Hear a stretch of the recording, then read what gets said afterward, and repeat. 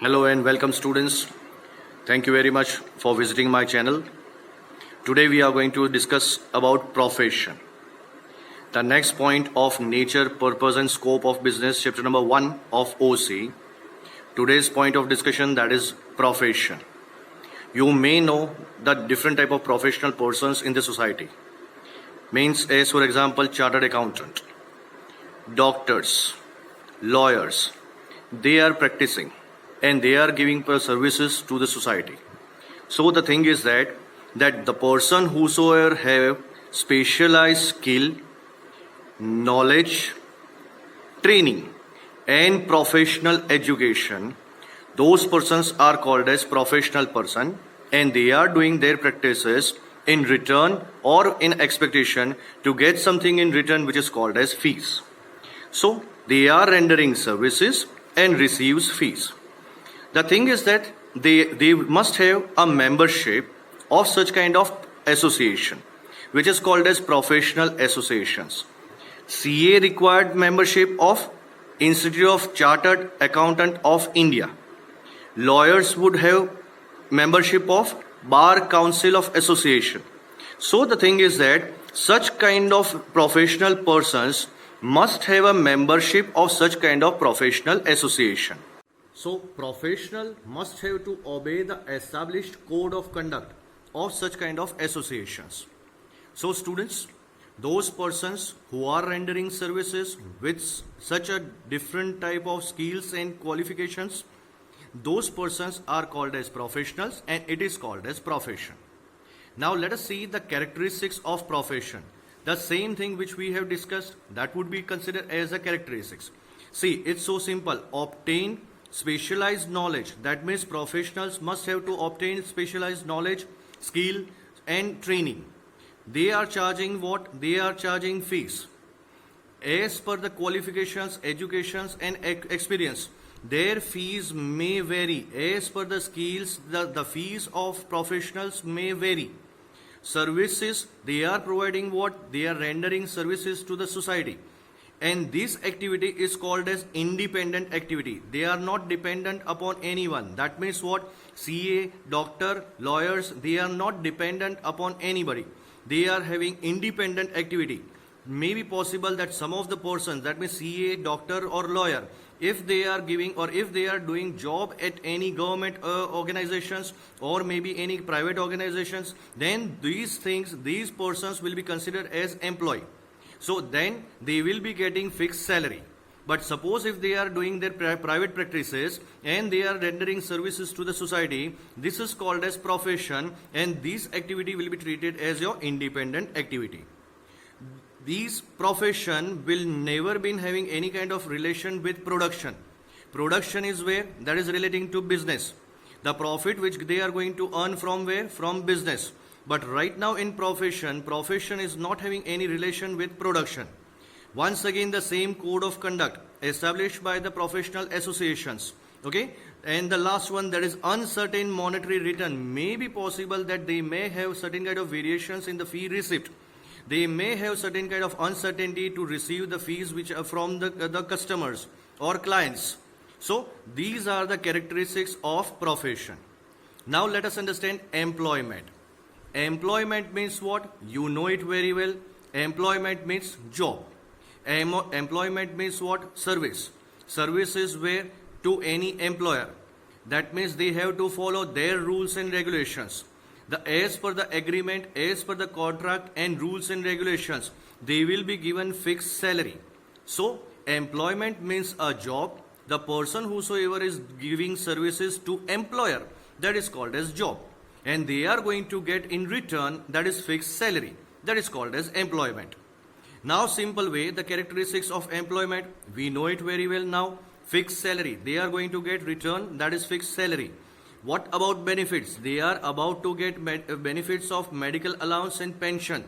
In service, employee will be getting medical allowance and pension.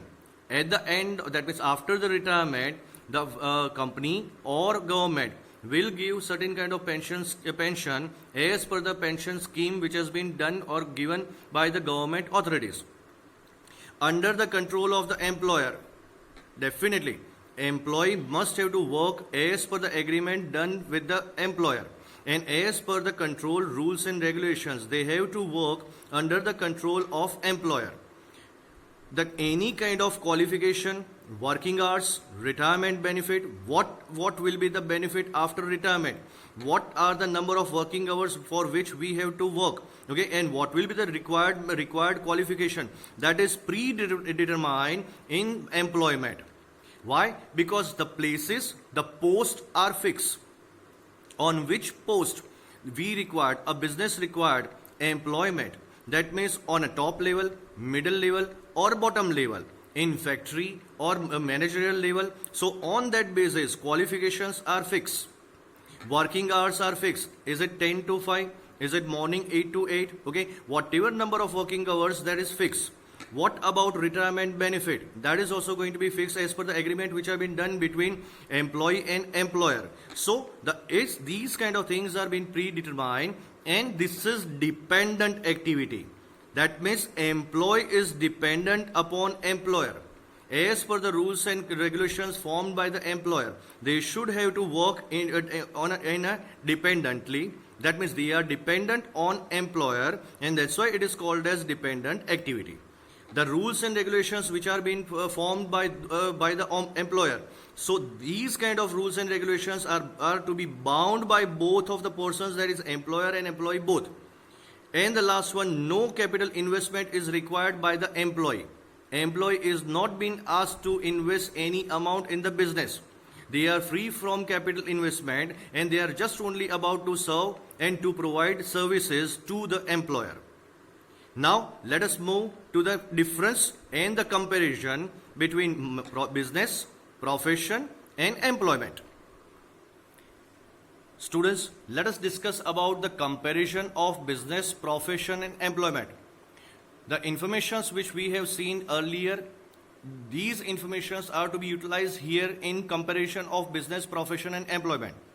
The first point itself is what? That is nature. What is the nature of business? The exchange of goods and services, that is the nature of business. In return of exchange of goods and services, they are going to get in expected return, that is called as profit. What about profession?